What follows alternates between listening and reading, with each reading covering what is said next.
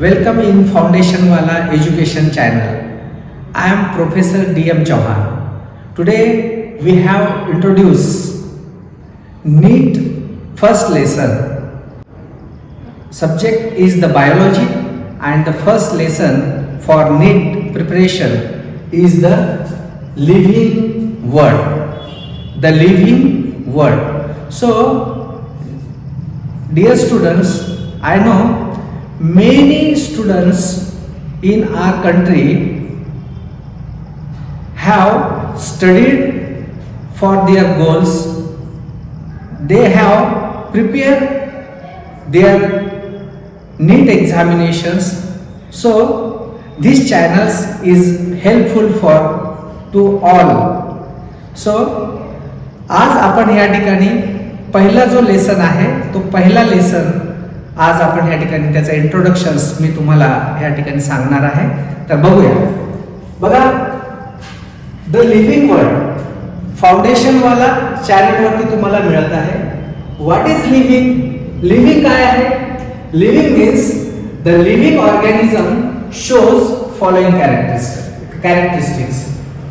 जेवढे काही ह्या भूतलावरती, ह्या पृथ्वीवरती, ह्या युनिव्हर्सवरती जेवढे काही सजीव आहेत ते सर्व सजीव आपल्याला काय शो करतात? काही कॅरेक्टरिस्टिक शो करतात.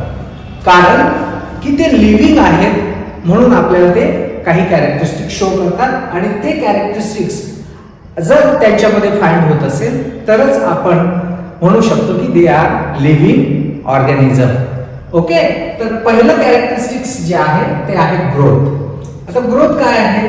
Growth means increase in mass and number of individuals.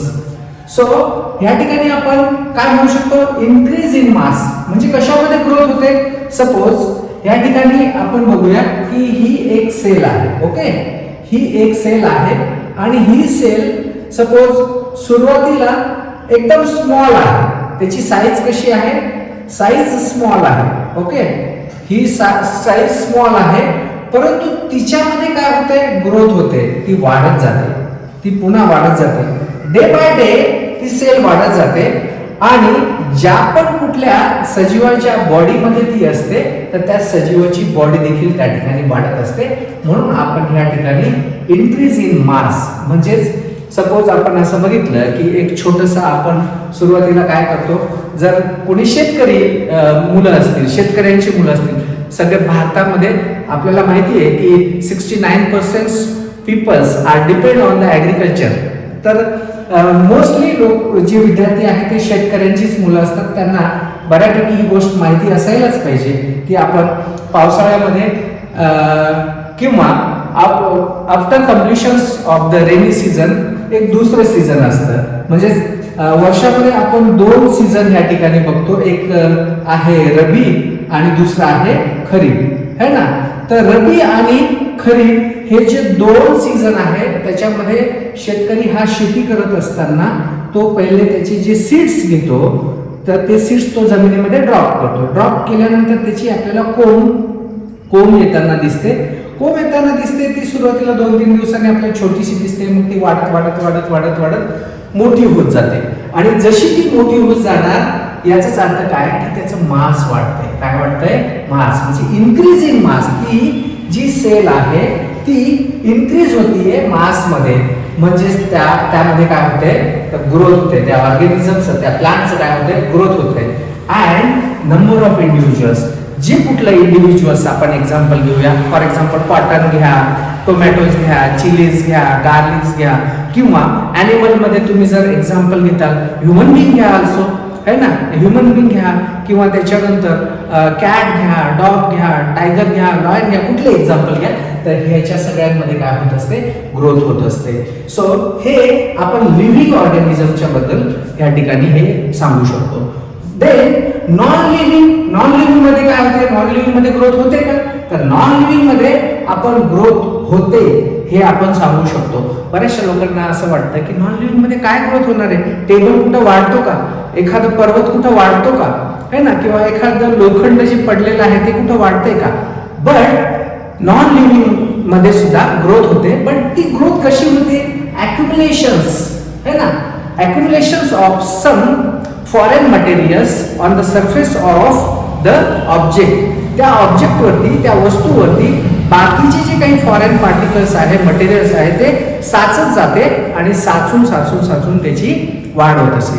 जसं की आपण या ठिकाणी एक एक्झाम्पल देऊ शकतो की आपण ऐकतोय है ना विद्यार्थी मित्रांनो, काय ऐकतोय की हिमालय जो आहे, हिमालया हा वाढतोय, म्हणजे याची उंची दरवर्षी वाढते. का का म्हणतो आपण?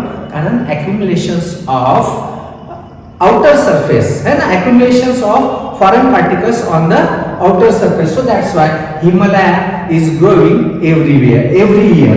तर आपण त्या ठिकाणी असंही म्हणू शकतो की नॉन लिव्हिंग मध्ये सुद्धा ग्रोथ होते, पण ती accumulations ने होते. बाहेरची जी काही मटेरियल्स त्याच्यावर साचतात आणि साचल्यामुळेच त्याच्यामध्ये ग्रोथ होताना आपल्याला दिसते. सो सगळ्यांना समजलंय ग्रोथ म्हणजे काय? ओके. तर आपण दुसरा पॉइंट बघूया, दुसरं कॅरेक्टरिस्टिक्स रिप्रोडक्शन्स. आता लिव्हिंग ऑर्गॅनिझम मध्ये काय होतंय की ह्या ठिकाणी रिप्रोडक्शन्स पण होते. म्हणजेच काय? फॉर्मेशन्स ऑफ न्यू इंडिव्हिज्युअल्स, नवीन प्रजातीचं त्या ठिकाणी काय होणे? फॉर्मेशन्स होणे. जसं की आपण ॲनिमलच्या बद्दल जर बघितलं की प्रजाती ह्या काय होतात? प्रजाती ह्या नवीन स्पेसिस तयार करत असतात. मग त्यामध्ये आपण एक्झाम्पल सगळेच ॲनिमल त्या ठिकाणी घेऊ शकतो ज्याच्यामध्ये रिप्रोडक्शन्स होते, जसं की ह्युमन आहे किंवा मॅमलियन्स तर ऑलच आले त्याच्यामध्ये, आणि अदर पण रेप्टाइल्स वगैरे पण ह्याच्यामध्ये सुद्धा काय होत असते? तर रिप्रोडक्शन्स होताना आपल्याला दिसते. सो रिप्रोडक्शन्स हे दुसरं कॅरेक्टरिस्टिक आहे द लिव्हिंग वर्ल्डचं, आपण ह्या ठिकाणी म्हणू शकतो. आणि त्याचमध्ये जर आपल्याला अजून बघायचं की नॉट युनिव्हर्सल, बट जरी रिप्रोडक्शन्स हे लिव्हिंग ऑर्गॅनिझम मध्ये होत असेल, but they are not a universal, म्हणजे सगळ्याच ठिकाणी ते होत आहे तर नाही. आपण म्हणू शकतो की काही ठिकाणी त्याला काय होत असते की एक्सेप्शन्स येऊ शकतात. तर काही एक्सेप्शन्स केसेस पण याच्यामध्ये असतात. जेव्हा आपण डिटेलमध्ये बघूया लेसन पुढे हे पॉइंट्स, त्यावेळेस मी ते तुम्हाला नक्कीच सांगेल. आता आपण ह्याचा इंट्रो बघतो. देन आपण याच्यामध्ये जर रिप्रोडक्शन्स अजून बघायचं असेल तर फंजाय जी आहे, फंजाय म्हणजे काय? बुरशीमध्ये सुद्धा रिप्रोडक्शन्स होताना आपल्याला दिसतंय. तर ते कशाने होतं? तर स्पोर फॉर्मेशन होतं. स्पोरचं फॉर्मेशन झालं की स्पोर्सच्या माध्यमातून फंजायमध्ये रिप्रोडक्शन होतात. अलगे जी शेवाळ आहे, शेवाळांमध्ये काय होतंय? फ्रॅगमेंटेशन्स, जे त्याचे फ्रॅगमेंट्स असतात, फ्रॅगमेंटेशन झाल्यानंतर अलगेमध्ये सुद्धा रिप्रोडक्शन होतं. एस्ट मध्ये जे रिप्रोडक्शन होतं ते बडिंगमुळे होते. बडिंगमुळे म्हणजे काय की सपोज आता ही एक फांदी आहे, याच्या 2 फांद्या होणे, 3 फांद्या होणे, 4, 5 अशा अनेक फांद्या होऊ शकतात. आणि ज्या नवीन फांद्या बनतात तीच असते बडिंग, म्हणजे ती नवीन त्याची स्पेसिस तयार झाली असं आपण म्हणू शकतो.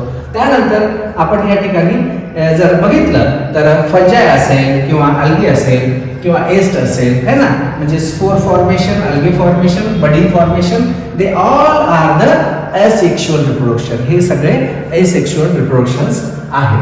आणि मॅमलियन्स मध्ये जे आपण बघितले होते तर ते सेक्शुअल रिप्रोडक्शन्स होते. तिसरं जे कॅरेक्टरिस्टिक्स याचं आपण बघणार आहोत तर ते आहे मेटाबॉलिझम. आता मेटाबॉलिझम्स काय असतं विद्यार्थ्यांनो? Metabolisms means sum of all biological reactions. सजीवांमध्ये बायोलॉजिकल रिॲक्शन्स होणे म्हणजेच मेटाबॉलिझम्स होणे. म्हणजेच जे काही खाणार आहे, जे काही फूड डायजेशन्स होणार आहे तर त्यामध्ये मेटाबॉलिझम्स ही प्रक्रिया झाल्यामुळेच, तर म्हणजे त्या ठिकाणी त्या फूडचं जे कन्व्हर्जन्स आहे ते कन्व्हर्जन्स कशामध्ये होणार आहे? तर केमिकल एनर्जीमध्ये होणार आहे. आणि केमिकल एनर्जीचं जे रूपांतर आहे ते नंतर कशामध्ये होणार आहे? तर कायनेटिक एनर्जीमध्ये होणार आहे. म्हणजे आपण वर्क जे करतो, आपण जर काही खाल्लंच नाही, सपोज एक्झाम्पल घेतलं की मानवाचं, की आपण 8 दिवस काही खाल्लं नाही, अशक्तपणा येईल है ना, कारण आपल्याला अन्नच नाहीये. आणि अन्न नाही याचा अर्थ काय की आपल्यामध्ये कुठल्या रिॲक्शन्स होत नाही, बायोलॉजिकल ज्या रिॲक्शन्स व्हायला पाहिजे त्या आतमध्ये याच्यात त्या होत नाहीये मेटाबॉलिझमच्या. आणि जर आपण अन्न खाल्लं तर आपल्याला त्याच्यापासून एनर्जी मिळते आणि आपण काम करू शकतो. अशा प्रकारे ह्या ठिकाणी मेटाबॉलिझम्स हे आपल्याला एक कॅरेक्टरिस्टिक्स आपण ह्या ठिकाणी लिव्हिंग ऑर्गॅनिझमचं सांगू शकतो.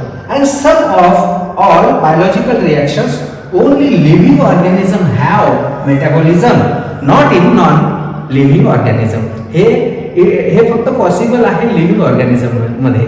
It is not possible in the non living organism. हे पण आपल्याला लक्षात ठेवावं लागणार आहे. त्यानंतर आपण याचा जो चौथा पॉइंट आहे तो जर आपण घेतला तर कॉन्शियसनेस. आता consciousness it's a very important characteristics of the living organism because of ability to sense the environment.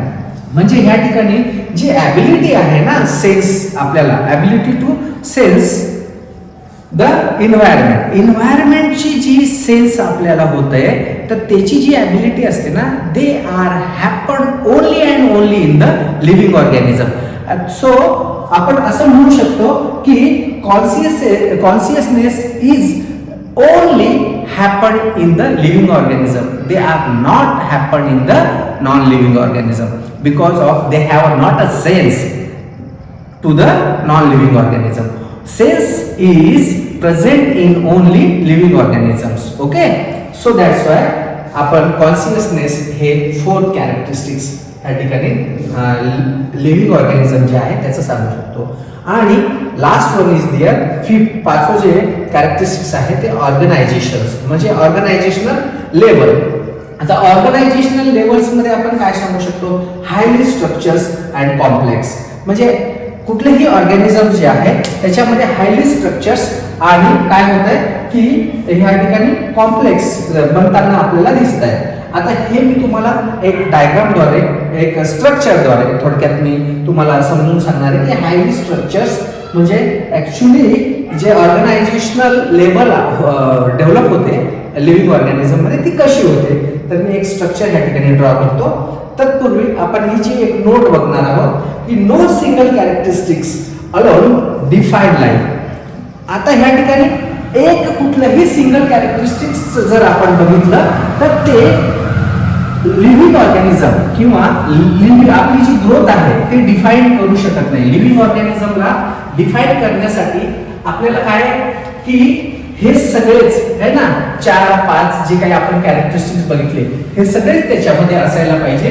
त्याच वेळेस आपण म्हणू शकतो की हे लिव्हिंग ऑर्गॅनिझम आहे. अदरवाईज कुठलंही सिंगल कॅरेक्टरिस्टिक्स हे लिव्हिंग ऑर्गॅनिझम डिफाईन करू शकत नाही. बघा आता आपल्याला काय बघायचं आहे की जे ऑर्गनायझेशनल लेवल आहे ते आपण या ठिकाणी बघणार आहोत. सपोज सर्वप्रथम काय होणार आहे की इथं सेल आहे. ओके, ही सेल आहे. सेल ही काय असते तर cell is the structural and functional unit of life is called as the cell असं आपण म्हणतो. तर सर्वप्रथम cell, so group of the cell और the clusters of the cells आपण म्हणू शकतो की एकत्र आल्यामुळे ह्या ठिकाणी काय फॉर्म होणार आहे तर टिश्यू फॉर्म होणार आहे. काय फॉर्म होणार आहे, टिश्यू फॉर्म होणार आहे. म्हणजे सेल पासून या ठिकाणी टिश्यू फॉर्म झाला आणि group of tissues are come is together and they are form a काय फॉर्म करणार आहे तर त्या ठिकाणी फॉर्म होणार आहे ऑर्गन है ना, ऑर्गन फॉर्म होणार आहे. ओके, म्हणजे सेल फॉर्म काय करतात, टिश्यू फॉर्म करतात. टिश्यू काय फॉर्म करतात किंवा टिश्यूचे ग्रुप जे असतात ते काय फॉर्म करतात, ऑर्गन्स फॉर्म करतात. आणि ऑर्गन्स हे जे असतात तर हे काय फॉर्म करतात, ऑर्गन सिस्टम फॉर्म करतात. ओके, आणि ऑर्गन सिस्टम्स काय फॉर्म करते तर एक इंडिव्हिज्युअल फॉर्म करते. इंडिव्हिज्युअल फॉर्म करते. ओके, आणि ह्या इंडिव्हिज्युअल म्हणजे हा काय आहे तर हा एक लिव्हिंग ऑर्गॅनिझम या ठिकाणी फॉर्म होतो. म्हणजेच या ठिकाणी आपण म्हणू शकतो की हे जे आहे हे स्ट्रक्चर म्हणजे ऑर्गनायझेशनल लेवल जी असते एखाद्या सजीवांमध्ये ती अशा प्रकारे लेवल ती वाढत जाते. आणि जेव्हा ह्या सगळ्या कम्प्लीट लेवल होतात त्यावेळेस आपण म्हणू शकतो की एक हे ऑर्गॅनिझम्स आहे. ओके, सो आपल्याला जर माझा हा व्हिडिओ आवडला असेल तर आपण फाउंडेशनवाला ह्या एज्युकेशनल चॅनलवरती येऊन माझ्या चॅनलला सबस्क्राईब करा, लाईक करा, शेअर करा आणि ह्याच्यावरती कमेंट करा.